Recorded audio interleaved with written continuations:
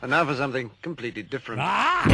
Forget everything you've been told by others before. Get ready for the real deal, the full story, real talk about money, markets, life. Now, it's The Real Investment Show with Lance Roberts, presented by RIA Advisors.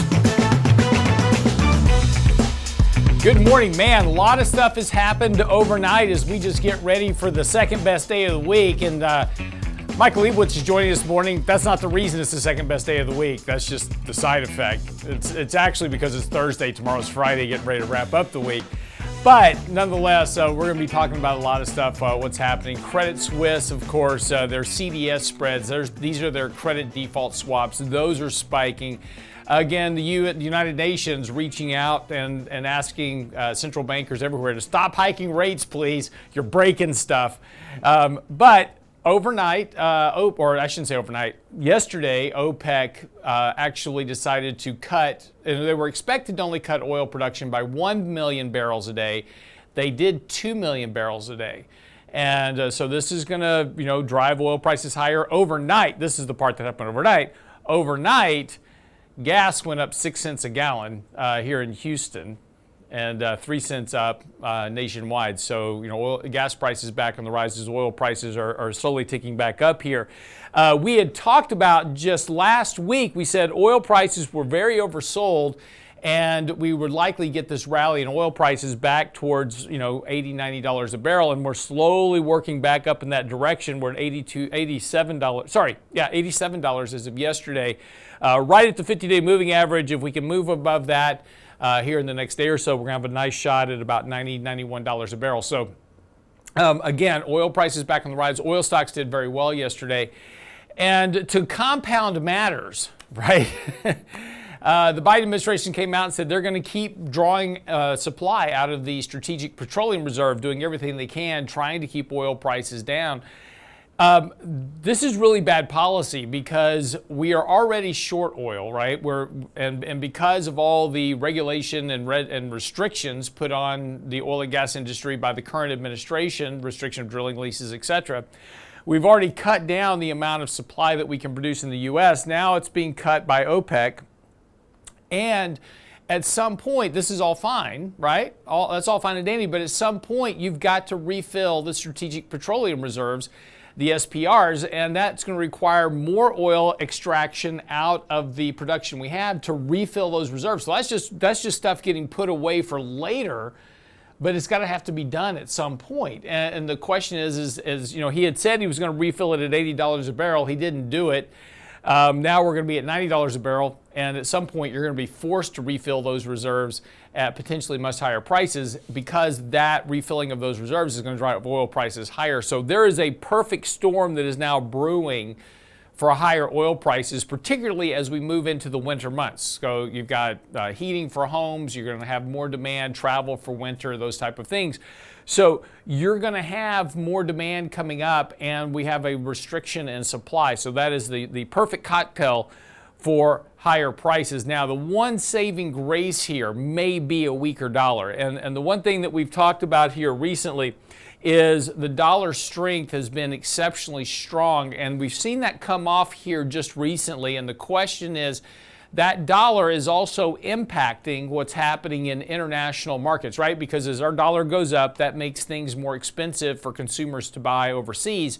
And just recently, I think yesterday, The Atlanta Fed just came out with their GDP, what they call their GDP now. It's their real-time economic tracking indicator for the economy. And so they came out with that yesterday, updated it.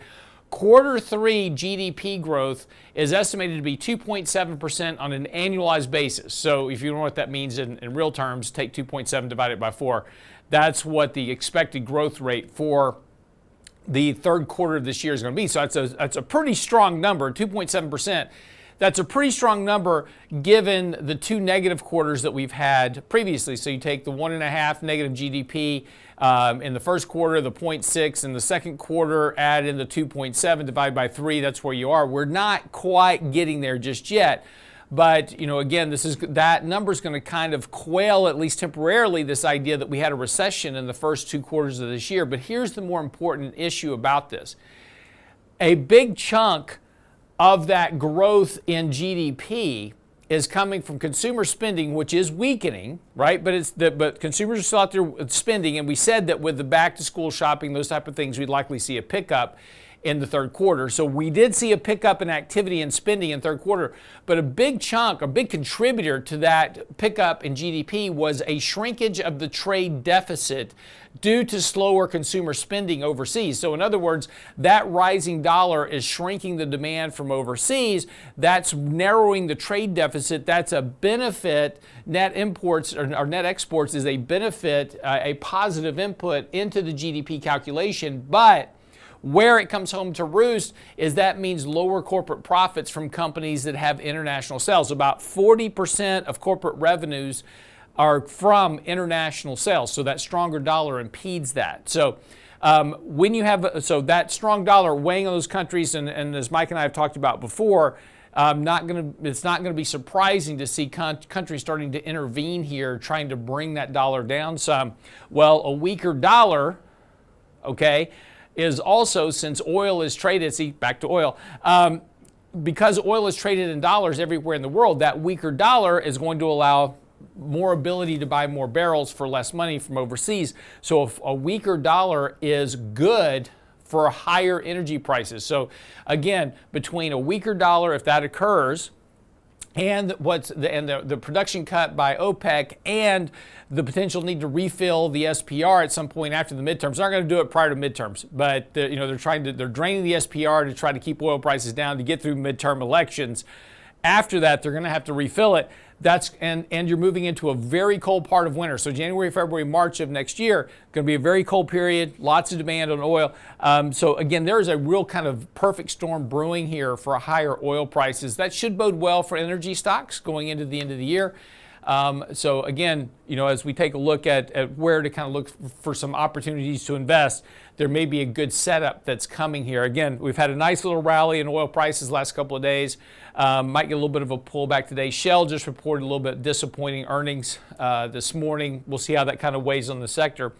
Outside of that, though, the markets yesterday actually started out pretty weak yesterday morning, and we had 2 very strong days. Monday and Tuesday, 6.3% advance in 2 days. Huge move for the markets. Markets started out pretty weak yesterday morning, opened down about 1%. Kind of a disappointing economic number yesterday, and stocks sold off early in the morning until about 10 a.m. and then rallied back the rest of the day. Nice green candle, actually rallied right to the 20-day moving average yesterday and then backed off just a little bit at the close. So again, that first initial test right there at the 20-day moving average, this is going to be kind of a key kind of first test of this rally. Markets are set to open a little bit weaker this morning, again, after 3 days of kind of buying. Not really surprising to see a little bit of a pullback here. Down about 20 points on the S&P, nothing big.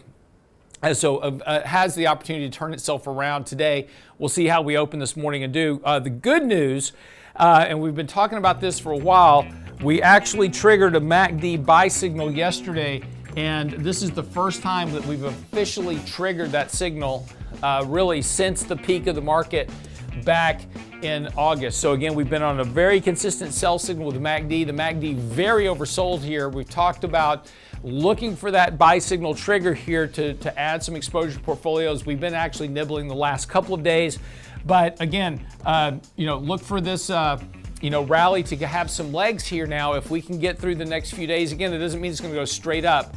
But again, you're starting to get kind of the technical support that you need for higher asset prices, at least in the short term. Okay, quick break. We'll be back. Pick up with Michael Leibowitz. A lot of stuff to get into with the Fed and everything else, what's happening with money.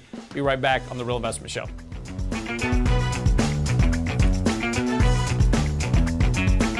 Now for something completely different. Get daily investment news you can use, delivered at the speed of the internet at realinvestmentadvice.com. Let's go, girls. What do women want when it comes to finances? Join Richard Rosso and Danny Ratliff for a special Ladies Edition Lunch and Learn What Women Need from Social Security. Thursday, October 20th at noon. Get the most out of your Social Security benefits. Register now at realinvestmentadvice.com for our next Ladies Lunch and Learn What Women Need from Social Security. Thursday, October 20th at noon with Ratliff and Rosso. realinvestmentadvice.com.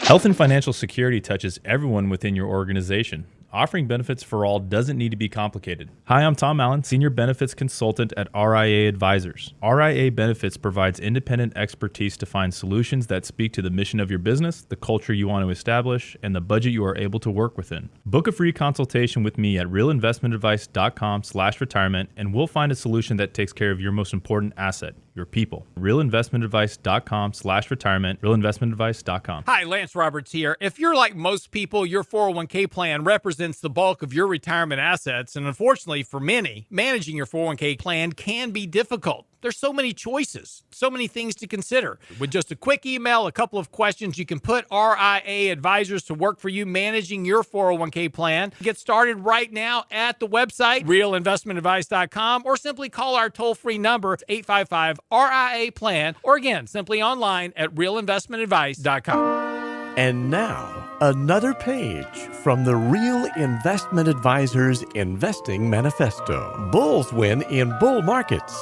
Bears win in bear markets. Eagles soar above and take advantage of opportunity. Let us help you soar as you reach your financial goals with RIA Advisors. Neither bull nor bear. RIA Advisors, 281-501-1791 or online at realinvestmentadvice.com. The Real Investment Show.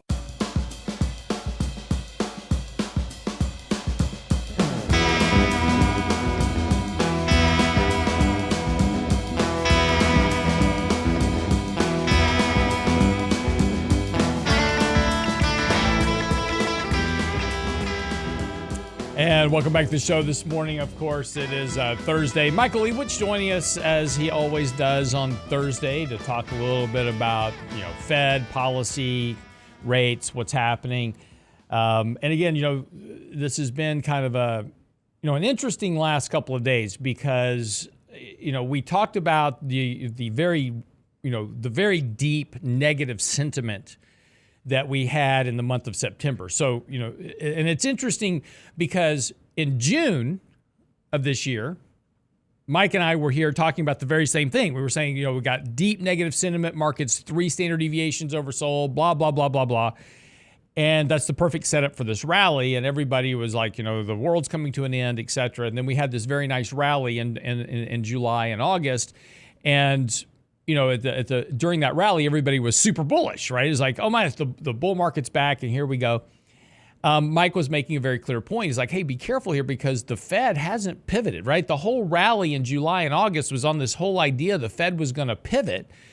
And the Fed didn't like the fact that the market was rallying so strongly. And, as we noted, as we approach the Jackson Hole Summit, which is the annual Federal Reserve confab they have in Jackson Hole, Wyoming, we noted that there was an article that came out that said just prior to Jerome Powell giving his prepared speech, he scrapped his speech and wrote a very short statement, and it was a very short statement for a Jackson Hole Summit. It was like the whole statement was like 8 minutes. It was very short, but basically he smacked down the markets. He said we're not pivoting anytime soon, and we're going to fight inflation, number one, and it took the complete market by shock.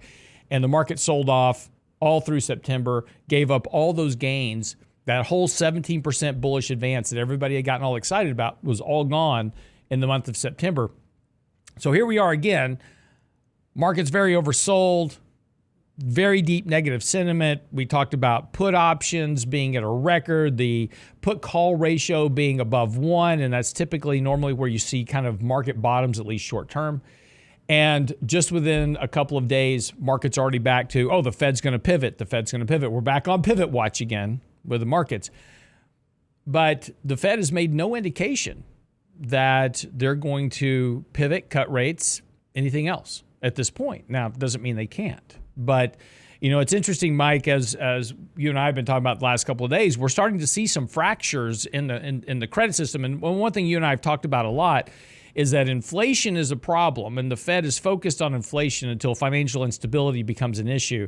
And we're starting to see some cracks. And we saw Bank of England bail out their pension fund. Bank of Japan has been intervening to try to fix their mess, and their mess is an interminable issue that's going to blow up eventually. And now you've got Credit Suisse. Their collateralized default swaps have surged to another record overnight. Now, it doesn't necessarily mean that, Credit Suisse is about to become Lehman. Everybody learned that lesson from 2008. Nobody's going to let a bank go bankrupt again. But certainly some concerns. There's some financial stress showing up in the system. Do you think it's enough yet to cause the Fed to change their focus away from inflation, or do you think they're going to stay on that track until something actually breaks? No, this is a great point. So if you go back about a week ago into late September, markets were tanking, yields were rising, and we had the UK problem. And in the United Kingdom, rates went up too fast and aggressively. And it basically sunk the pension funds that were using leverage. That's financial instability. The Bank of England came to the rescue. They were buying long-term bonds, and they helped arrest that situation. So you kind of look at the Fed and put yourself in the Fed's offices, and what do you do? So if I'm the Fed, somehow you got to get the markets to respond positively. You want to keep up the fight against inflation. You want to keep up that narrative, and you want to keep doing QT and everything else, but you need the markets to respond better. So somehow, if you can get the markets to trade better, that means yields going down, stock prices going up, the dollar at least not going up, just flatlining if nothing else. You can solve, at least temporarily, put a Band-Aid over some of those financial instability issues, and you can get back to doing what you want to do, which is raising rates and doing more QT. So I think the Fed they're not going to say anything. They have been every single Fed speaker, one after another, is telling you what they're going to do. Mm-hmm. They're going to raise rates. They're going to keep rates high. They're not pivoting in 2023 is what they're saying. Now, for them to accomplish that and for them to truly get inflation way down, they're going to have to try to get markets to behave okay. Doesn't mean great, but okay. Because when markets start doing what they did in late September, financial instability odds rise, and you end up with a Credit Suisse. You end up with some big hedge fund that you've never heard of, that Lance and I have never heard of, that all of a sudden is on the ropes and risks dragging JP Morgan down or Goldman Sachs down. Yeah, and it's interesting because, Credit Suisse has just had, numerous debacles. They were tied into that Archipelago fund that had funded the ARC, Cathie Wood funds. That hedge fund blew up. It was involved in the Evergrande situation. And there was a couple of other things that, kind of went belly up over the last couple of years that have been weighing on Credit Suisse, and now this whole kind of credit, rising interest rate market, and that's the real thing that people need to understand is that the risk of financial instability as the Fed hike rates, increases markedly, and the reason is that there's so many derivatives now.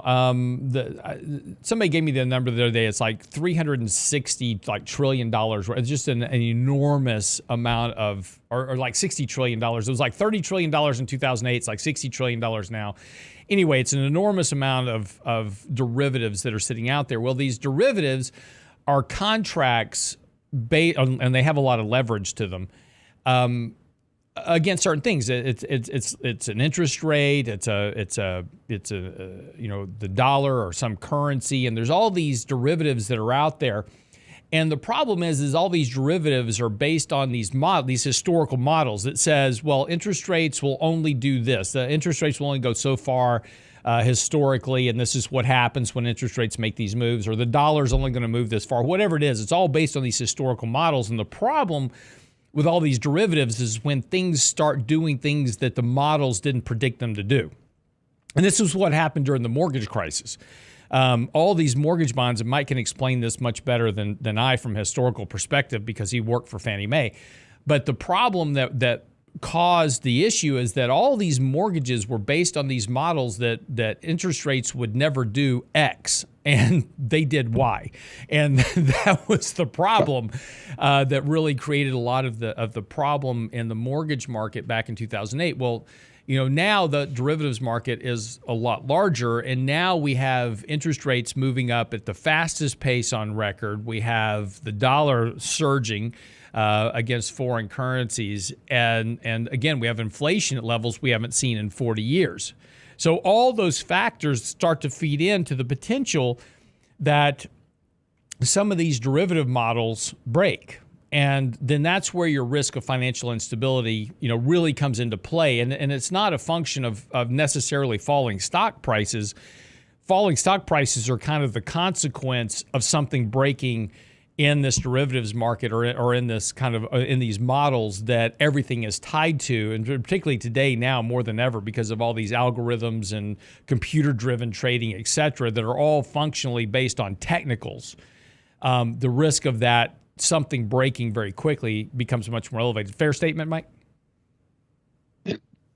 Yeah, and the derivative part is a big deal, Lance. If you go back to 2008, the problem with subprime was not even necessarily subprime. It wasn't that big of a market. It's the derivatives. So a derivative is basically like you owning something, but you don't really own it. It would be like if Lance and I said, Lance, why don't we'll make a bet on IBM. And essentially our bet looks like the price of the stock. I have exposure to IBM. As I'm taking out the bet, and Lance has exposure to me. But when you look at the way IBM trades and its share price and everything about IBM, that's not the problem. But if IBM fails, you got all the IBM shareholders and then people like me. Yeah. So when you look at the subprime market back in 2008, it wasn't just the subprime holders. It was another 2 to 3 times the amount of bets on subprime that really had no subprime physically behind it. Yeah. It was just bet on the price of those subprime bonds. Well, and also too, kind of really back then too, it wasn't even that. It was also, it was that, right? So you had the subprime, and then you had all the bets on the subprime, but then they started creating bets on top of bets of subprime, right? So you had derivatives of derivatives of derivatives of subprime. And, then we started splitting off subprime, right? So you had the interest only section and you had the mortgage section, and we took derivatives on those things. And it was just this whole layered process. But now it's worse. Again, you have twice as many derivatives out there today.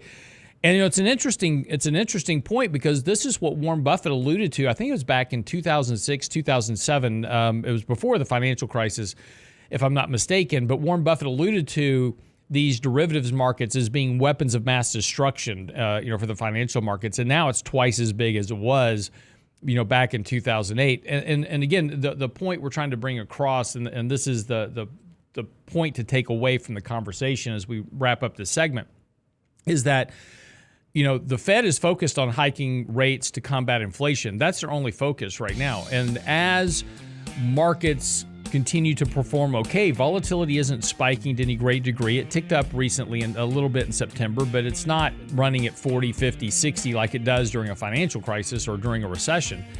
There's not any real pressure right now on the Fed to focus on other markets because they're all kind of behaving rationally.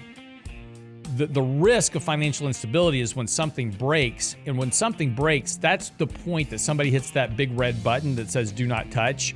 That's where they smack that button and everything kind of goes awry very quickly. So, that's the risk of derivatives in a market where you have the dollar doing stuff it doesn't normally do, interest rates moving at a faster pace than history, and stocks and markets in general weak. Be right back after the break with Michael Leibowitz. Don't go away.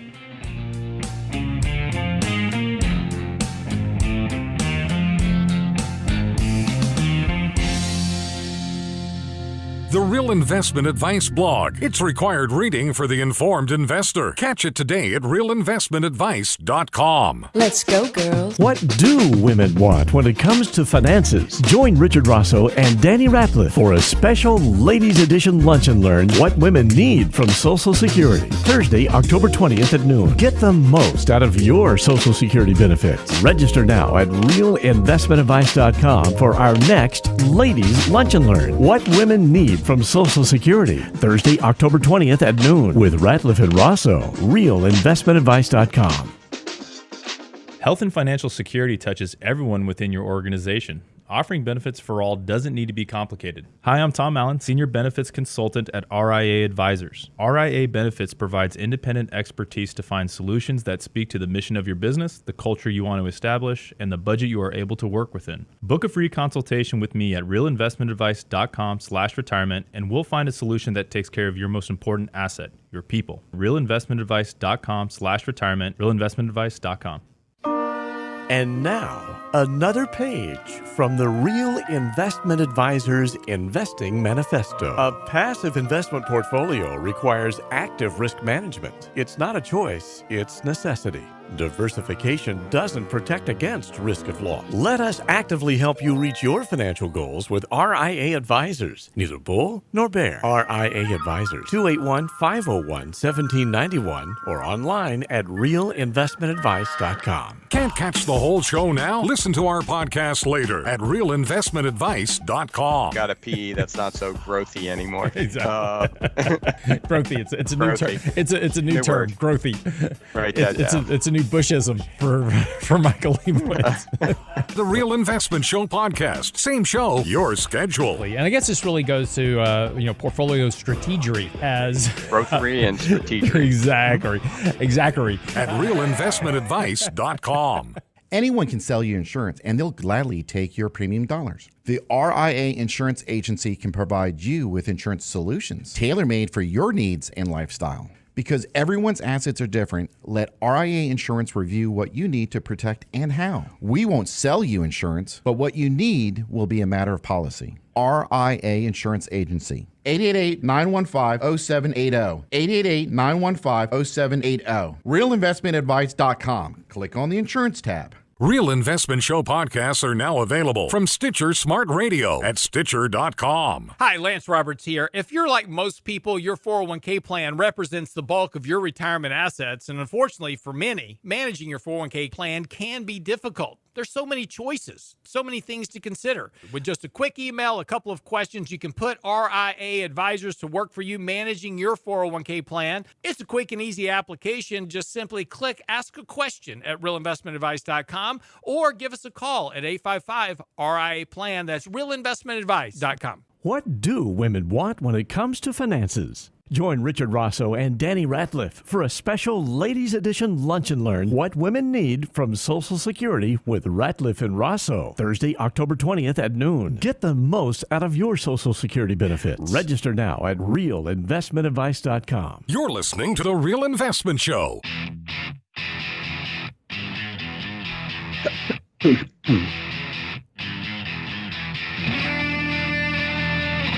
It's 6:33. Welcome back to the show this morning. Michael Leibowitz joining us. That's right. Thursday, October the 20th at 12 noon is our seminar coming up on what women want from Social Security. The first question is what do you want to eat? And that'll pretty much resolve the rest of that hour for the questions. I'm just joking. It's actually going to be very good because there's, one thing that Richard Rosso and Danny Ratliff do very well is Social Security, Medicare, Medicaid, and there's a lot of decisions that husbands and wives have to make in regards to Social Security. And particularly if one spouse is older than the other spouse, who starts taking Social Security first and when do you take it? And there's a lot of questions that resolve around that. So that's Thursday coming up, October the 20th at 12 noon. It's online, so it's not an in-person event, right? It's online? Yes. It's all online, yes. So it's all online, so you can just log in, just register at the website, realinvestmentadvice.com. If you haven't been to our building to come visit us, which we'd love to have you come visit us if you're ever in Houston, the building here that we're in does a great job of decorating for the seasons, right? right? And so they do a great job of Christmas, they decorate the whole building Christmas Eve. Well, Halloween comes, they decorate the whole downstairs, full of Halloween. So like spiders and witches and all kinds of stuff everywhere. Well, they take one of the elevator banks and they decorate one of the elevators. There's like 8 elevators for the high rides. And one of them they decorate with, skeletons and all kinds of scary, spooky stuff in there. And so my wife is funny, right? She loves to decorate. She decorates for Halloween. She decorates for Thanksgiving. She thinks Thanksgiving, is a forgotten holiday. Everybody starts decorating for Christmas and putting up Christmas lights, the day after Halloween. She decorates for Thanksgiving and then, of course, Christmas. So she's a big decorator. She hates scary stuff, though. Like, I cannot get her to go to a haunted house. That is she will kill herself before I drag her into a haunted house. It just scares the bejeebers out of her. Anyway, so they decorate this one elevator bank every year. And this is the first year that she's now. So quick backstory to this is just so you know how this happened. My wife works for another company, and they were across town in another high rise. And this was a little over a year or so ago, and she emailed me and she says, "Hey, my company's moving to a new office building." And I said, "Where are y'all moving to?" She goes, "It's 11750 Katy Freeway." I go, "That's my office building." I go, "What floor are you on?" She goes, 9th floor, which is the floor directly above the 8th floor office where we are. And not only is she directly, in the office above us, her office is directly over my office upstairs, right? So in the same building. Anyway, she came in yesterday, first time that she's, seen this building dressed up for Halloween. And she punches the elevator button and the elevator opens up, the one that's decorated. She gets the luck of the draw, right? And all I get is a text message from her that says, it has a picture of the elevator and it says, "Oh, hell no."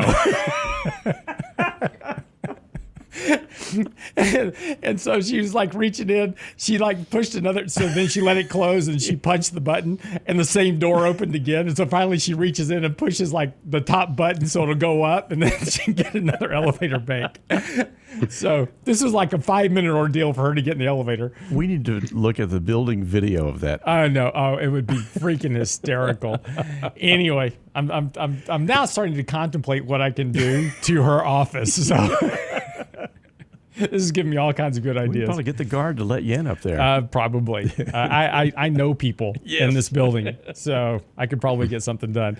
Anyway, all right, a couple of things here as kind of move forward. We talked about at the opening of the show, oil prices, are back on the rise. And this is also another problem for the kind of overall financial stability of the markets and the economy, right? Because as oil prices go up, that's another big draw on consumers. They have less money to spend. They're spending more money at the gas tank.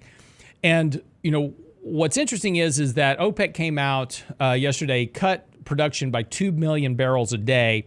That was twice as much as was expected. The Biden administration immediately coming out blaming them that OPEC is now, joining forces with Russia to, ruin the world. But basically what OPEC's trying to do is keep oil prices high. They like high oil prices. That's where they make all their money. And so oil prices have been coming down. They want to keep it elevated. So they cut production. Not surprising. But interesting, the problem is here in the United States, and we touched on this earlier, in 2021, we had about 48 days of supply in the Strategic Petroleum Reserve. So that means if there was no other oil production and we were only living out of the SPR, we could fuel the entire U.S. economy for 48 days. Then, of course, what the Biden administration did to try to artificially bring down gas prices is he started tapping the SPR and taking oil out of that. We are now down to 22 days. That is the lowest level in the SPRs since 1990. So we've taken a tremendous amount of oil out of the Strategic Petroleum Reserve, and that is part of our national security, right? So the reason we have the SPR is because we're so energy dependent. The reason for the SPR is for national security more than anything else, right? Because if something would happen and, World War broke out or et cetera, and we're still a net importer of oil, right? We still net import oil every year. We're still bringing in oil from other countries to meet our economic demand needs. And so if a war ever broke out and we could get no other imports and we were solely dependent on U.S. production, that SPR there is to help keep us together until we can resolve other issues. But now, from 48 days now down to 22 days, it's becoming a problem. The Biden administration is going to pull another 10 million barrels out of the SPR over this month. And this is as we head into the midterm elections, trying to keep oil prices down. And you know, there's a function that is suppressing oil prices a little bit, maybe. A lot of it had to do with the dollar. A lot of it had to do with other things. You know, the big problem is that drawing from the SPR is fine, but as I said at the open, we eventually have to refill that, which is going to make a bigger demand on what oil production we have. And we've already cut oil production here in the U.S. by a significant degree because of restrictions on leases, et cetera, a lot of red tape. And really just this whole idea that oil companies are evil and we want them all out of business this has been the attitude of government. So there's not a whole lot of incentive for oil companies to go drill and invest that capital, build plants, refining plants, et cetera. It's too much capital. It's capital intensive. It takes years to get your repayment back on. And if you don't know what the environment's going to be or how you know aggressive the environment's going to be, there's no incentive to go take those risks. So we have a production problem. We have rising cost. We're about to go into winter. Now OPEC's cut production. And at some point, you have no choice but to refill those SPRs. And as I said earlier, I think there's a really good kind of perfect storm brewing here. And this goes particularly the case if the Fed or the Treasury start to intervene to bring the dollar down, that we could see a fairly substantial spike in oil prices. And Mike, who lives up in the Northeast, can tell you it gets really cold up in the Northeast in winter, which brings up demand for heating oil, et cetera. Mike, your thoughts? Well, you've been teasing me on Twitter all morning, so I'm glad you finally give me the microphone to talk here. No, you know what's funny, what's so ironic about all of this is that if your goal was really green-minded and you wanted to incentivize alternative forms of energy, you would want the price of oil to go up. Mm-hmm. Right? A lot more people are buying electric cars today when oil was at $4 to $5 a gallon because it's pretty easy for a consumer to see the benefit of just plugging in. Now, I know just plugging in has a cost that you don't really see. It's not like the gas pump. But if your goal was purely to promote alternative energy, you want higher gas prices. It makes everything else more economically viable. But of course, we have an election coming up, and the part, as politicians always do from both sides of the aisle, they're going to do whatever it takes to win that election. But unfortunately, like you said, Lance, our supply of oil in case of an emergency is down to a few weeks and still dropping. So this is a potential problem. And at some point, it can only drop so much, and then they're going to refill it. And so what's going to happen is the United States is going to provide a bid to the market, mm-hmm. which is a whole other problem that we're going to be dealing with, I assume, next year. Right. And that's going to be one of the interesting issues about all this, and is when they have to start refilling the SPR, that's another drain on supply. And again, there's no incentive here at this point, to invest capital to go drill a lot more wells. And what oil companies need is they need higher oil prices to justify the risk of potential, regulatory changes, et cetera. There's been a very aggressive stance towards oil companies by government over the last couple of years. And again, you would suspect with oil prices near, $100 a barrel previously, that the number of wells being brought online, offshore drilling, et cetera, would be just, going through the roof. And yes, while we did have an increase in production and the number of wells being brought on, you didn't see the type of acceleration in that well development and increases in production that you would have expected from, over $100 barrel in prices. And a lot of that has to do with the political climate and the regulatory climate. But it's a problem. And again, as if we have this kind of perfect storm for energy prices that drives oil prices higher going into next year, that's another impact on economic demand as we move into an environment where the risk of recession is rising sharply. And we're going to talk about that right after the break. Don't go away.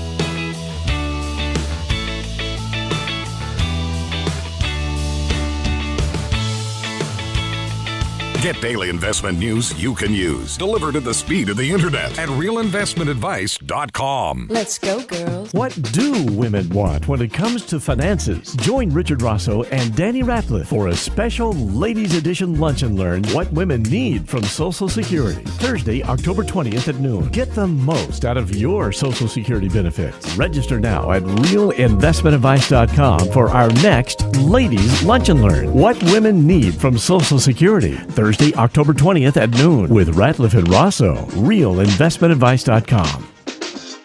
Hi, Lance Roberts here. If you're like most people, your 401k plan represents the bulk of your retirement assets. And unfortunately for many, managing your 401k plan can be difficult. There's so many choices, so many things to consider. With just a quick email, a couple of questions, you can put RIA advisors to work for you managing your 401k plan. Get started right now at the website, realinvestmentadvice.com, or simply call our toll-free number, 855-RIA-PLAN at realinvestmentadvice.com. Health and financial security touches everyone within your organization. Offering benefits for all doesn't need to be complicated. Hi, I'm Tom Allen, Senior Benefits Consultant at RIA Advisors. RIA Benefits provides independent expertise to find solutions that speak to the mission of your business, the culture you want to establish, and the budget you are able to work within. Book a free consultation with me at realinvestmentadvice.com/retirement, and we'll find a solution that takes care of your most important asset, your people. realinvestmentadvice.com/retirement, realinvestmentadvice.com.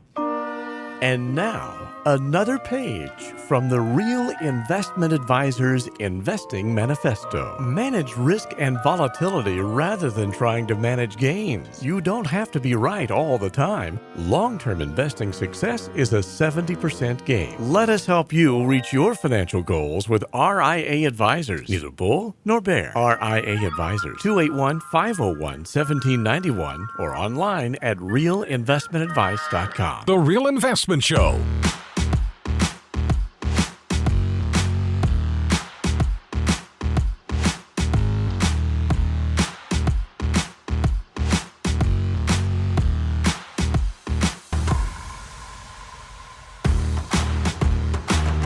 And welcome back to the show this morning. I'm your host, Lance Roberts. Michael Leibowitz joining me as well. And again, financial stress, higher interest rates, higher oil prices. All of this has an impact on ultimately the consumer, right? Families trying to make ends meet. Wage increases have been going up, but not nearly enough to keep up with the pace of inflation in the economy. And, as the Fed continues their fight on inflation at this moment, at least for now, until the risk of financial stability becomes a bigger issue, the increases in interest rates and the increases in, the operation of how money moves through the economy is becoming more problematic. And the risk of recession is rising. Yield curves have been inverted now for quite some time. And again, it's not yield curve inversions that are recessionary. It's when they uninvert that tell you that the recession has impacted the economy, and we're not there yet. But there's a lot of risk now that are building in the system, and interestingly enough, this will be the most well forecasted recession ever in history. So there's a risk that maybe there will be no recession. I don't know how you avoid it at this point, given what's going on. Maybe the Fed does engineer a soft landing for the first time ever in history. But it's hard to see that from a standpoint of the sharp increase in rates that haven't even impacted the economy yet. And Mike and I have talked about this previously, is the delay in monetary policy impacts on the economy. But Mike, the risk of recession certainly seems to be on the horizon. During a recession, earnings are going to fall and then of course the market's going to have to adjust for lower prices. But when you have a recession, earnings fall because consumption falls and consumers contract. But it's interesting because there was an article out earlier this week talking about a large number of Americans now are suffering from recession fatigue, but we're not in a recession yet, not at least officially. But it's interesting that consumers are feel like they're in a recession nonetheless. Well, I think it's all very murky. Typically, for the last 20, 30, almost 40 years, we've had very low inflation. So you could look at real GDP or nominal GDP, which doesn't strip out inflation.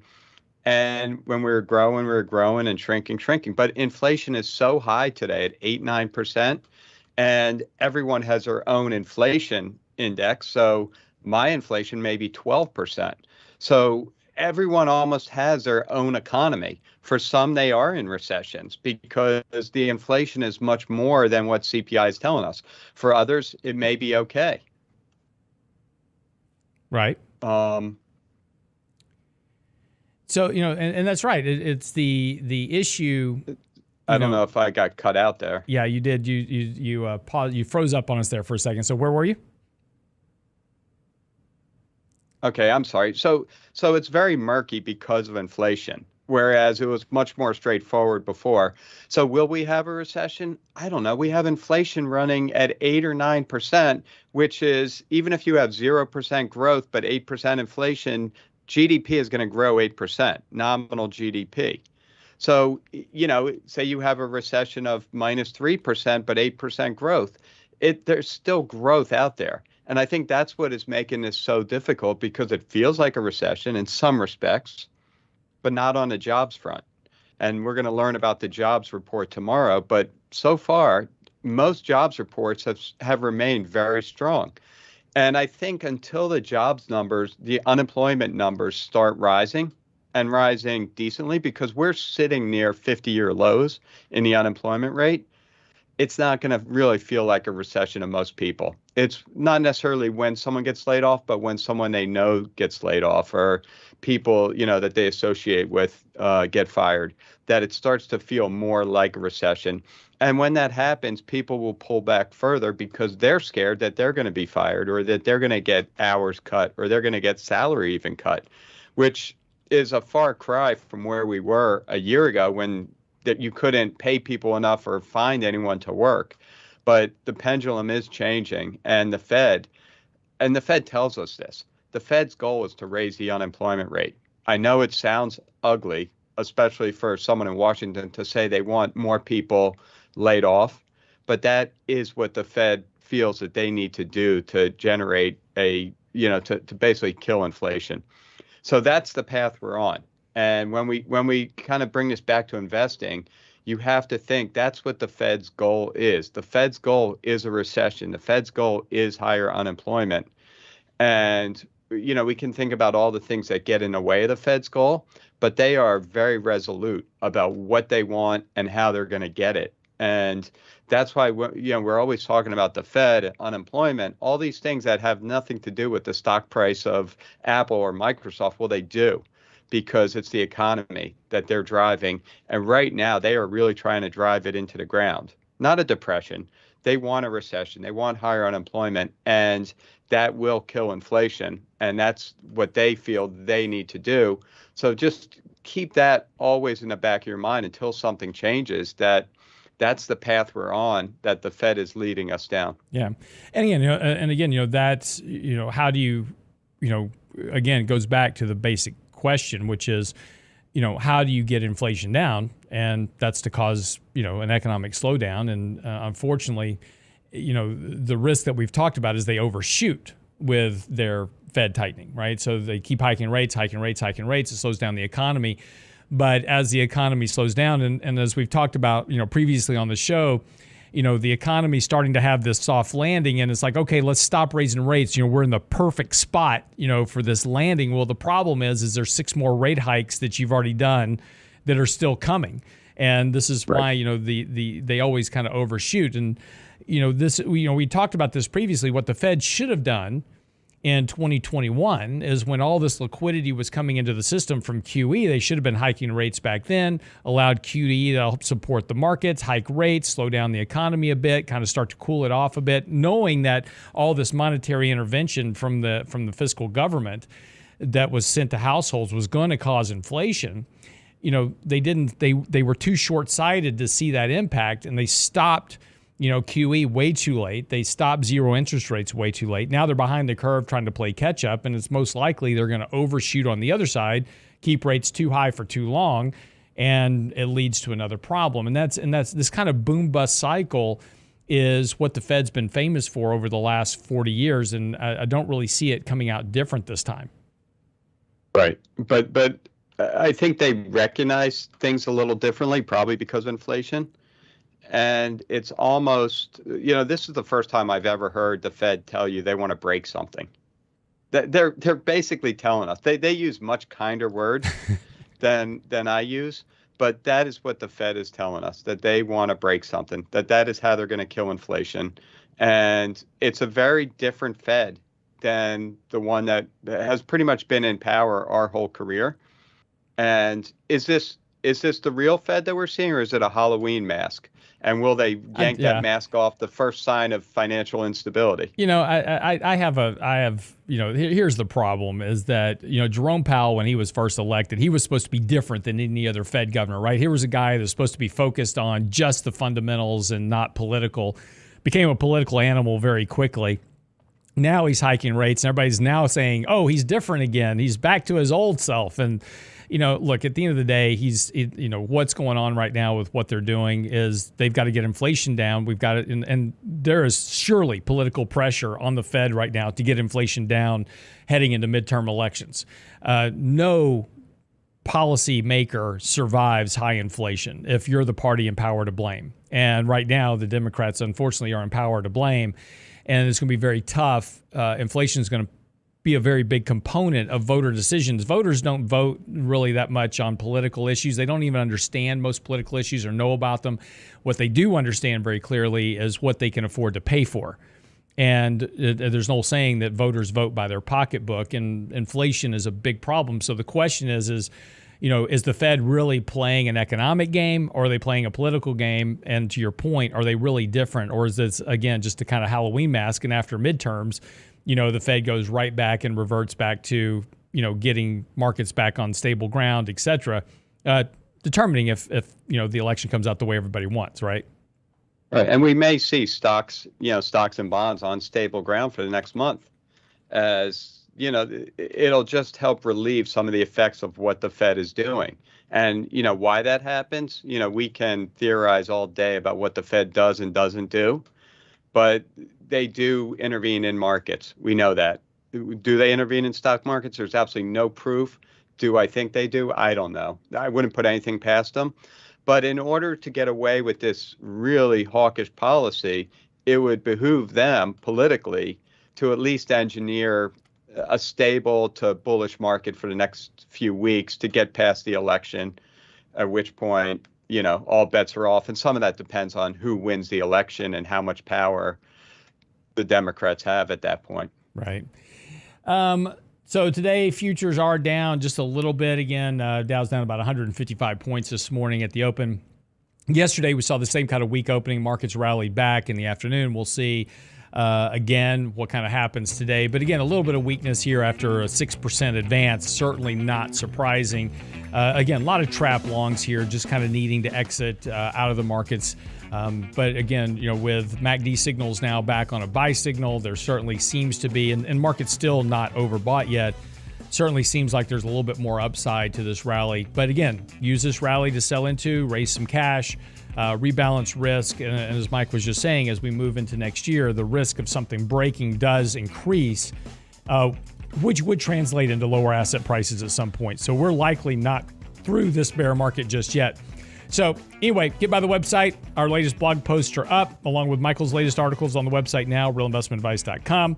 Check out simplevisor.com as well. That's our research platform. Follow all of our portfolios and more. And, of course, our daily commentary will be out here in just a few minutes. So make sure you're signed up at the website, realinvestmentadvice.com.